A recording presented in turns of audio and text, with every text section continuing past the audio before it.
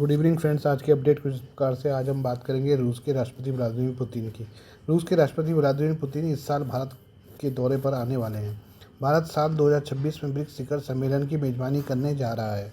ऐसे में रूसी राष्ट्रपति इस समिट में शामिल होने के लिए सितंबर 2026 में भारत पहुंचेंगे। दक्षिण अफ्रीका में रूसी दूतावास ने सोशल मीडिया प्लेटफॉर्म एक्स पर क्रेमलिन के सहयोगी यूरी उशाकोव के हवाले से जानकारी दी है कि व्लादिमीर पुतिन 12-13 सितंबर को नई दिल्ली में ब्रिक्स समिट सम्मेलन में शामिल होंगे। रूसी राष्ट्रपति पुतिन साल भर के अंदर दूसरी बार भारत के दौरे पर आने वाले हैं। दिसंबर 2025 में भी भारत आए थे पुतिन।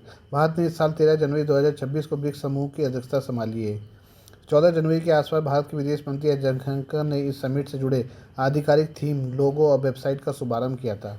इससे पहले पुतिन दिसंबर 2025 में 2 दिवसीय दौरे पर भारत पहुंचे थे, जहां उन्होंने प्रधानमंत्री नरेंद्र मोदी से मुलाकात की और वे 23वें भारत रूस वार्षिक शिखर सम्मेलन में शामिल हुए। दोनों देशों ने आपसी संबंधों को रणनीतिक साझेदारी में बदला। इस दौरान दोनों नेताओं ने भारत और रूस के बीच विशेषाधिकार प्राप्त रणनीतिक साझेदारी को और मजबूत करने के लिए अपना समर्थन दोहराया।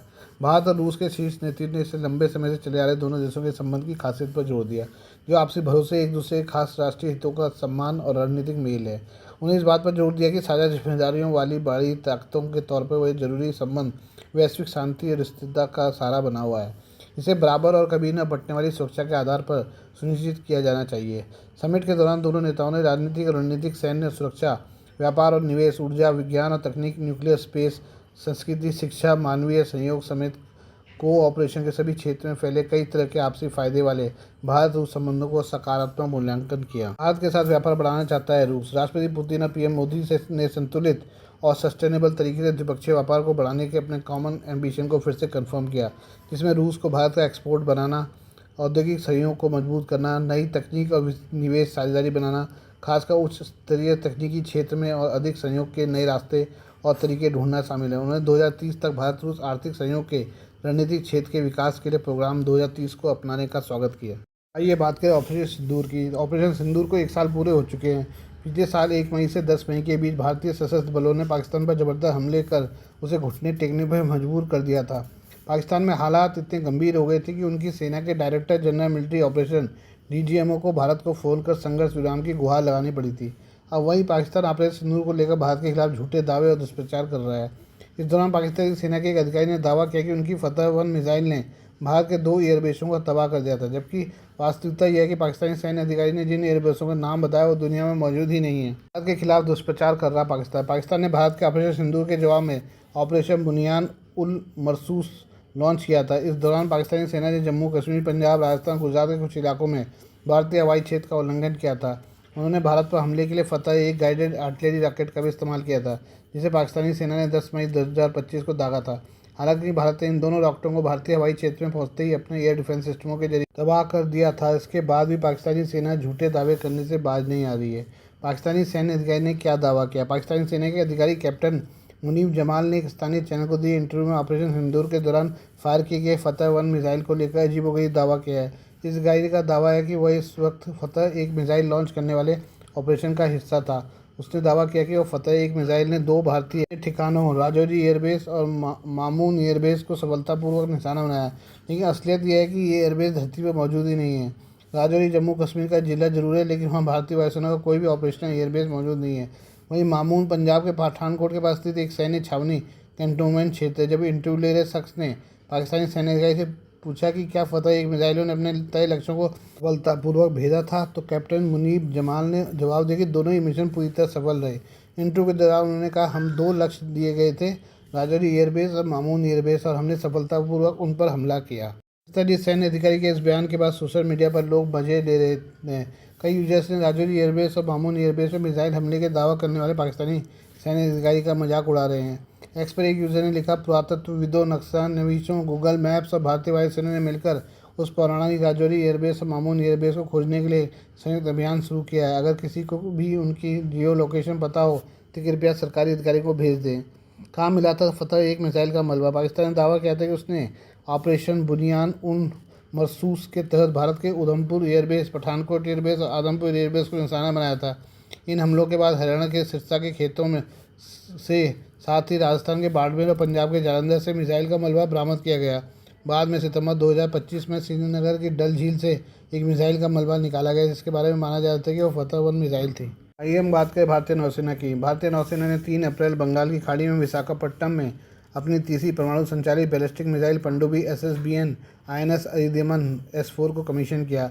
हालांकि नई दिल्ली अपनी बढ़ती SSBN क्षमताओं के बारे में गोपनीयता बनाए रखे हुए है, फिर भी international institute for strategic studies की तरफ से जारी किए गए सेटेलाइट तस्वीरों से विश्लेषण से इन रिपोर्टों की पुष्टि होती है। 5 अप्रैल को तस्वीरों में एक SSBN जो लगभग निश्चित रूप से INS अरिमन ही है दिखाई देती है।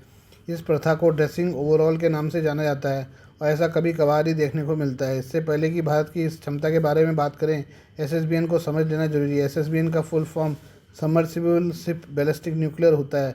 बहुत आसान भाषा में समझे तो ये परमाणु ऊर्जा से चलने वाली और परमाणु मिसाइलों से लैस पनडुब्बी होती है। ये पनडुब्बियाँ डीजल की जगह एक छोटे परमाणु रिएक्टर से चलती हैं, इसलिए इन्हें ईंधन भराने के लिए सतह पर नहीं आना पड़ता। ये महीनों तक लगातार समुद्र की गहराइयों में छिपी रह सकती हैं।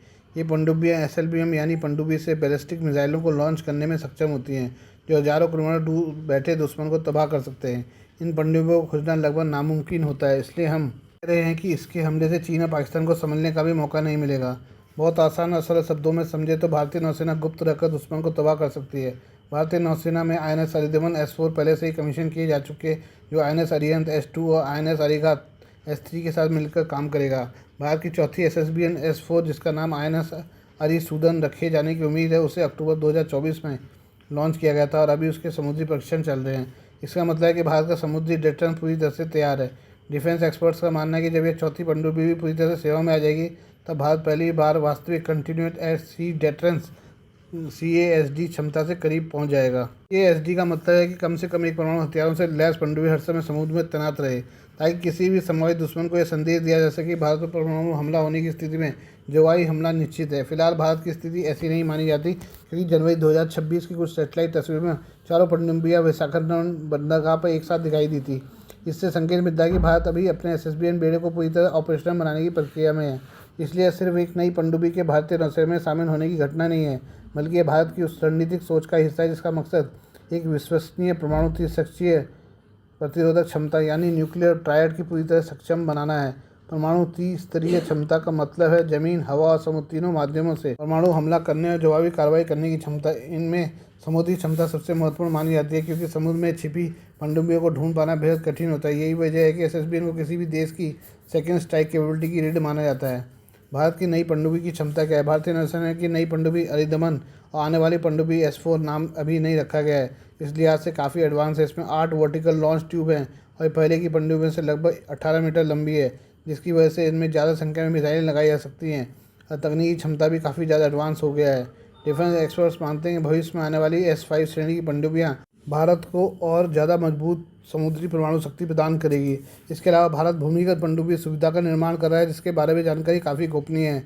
इसका नाम INS वर्षा है। यह बेस आंध्र प्रदेश में विशाखापट्टनम से लगभग 50 किलोमीटर दक्षिण में रामबिली क्षेत्र के पास बनाया जा रहा है और इसे भारतीय नौसेना की परमाणु संचालित पनडुब्बियां, खासकर SSBN बेड़े का भविष्य मुख्य अड्डा माना जा रहा है। इसके तैयार होने के बाद भारत की पनडुब्बियों से युद्ध करने की क्षमता इतनी ज़्यादा बढ़ जाएगी कि चीन शायद ही भारत से लड़ने की क्षमता हासिल कर पाए। Please do like, share and subscribe this channel of mine, news, views and analysis by Prakash.